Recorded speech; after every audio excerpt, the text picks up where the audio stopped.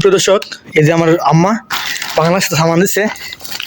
এই যে বাংলাদেশের সামান আল্লাহ আহমেদ রোহান দেয় নেই। যাক, এই যে আমার সামান। আর এই যে আমার মায়ের হাতের খাবার। আমার মায়ের বলছে যে আম্মা ঝাল কইরা তেল দিয়া সুন্দর করে ভর্তা বানিয়ে দিবা। ভর্তা দিচ্ছে, এই যে ভর্তা, বাংলাদেশের ভর্তা এখন খুলমু।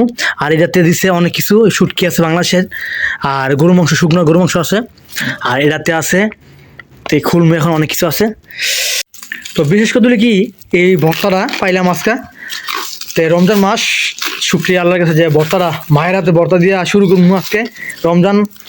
তো বাংলাদেশে ভর্তা খামু আজকে, ভর্তা দিয়ে শুরু করবো। যেটা কি বলো, আজকে ভর্তা দিয়ে শুরু করবো।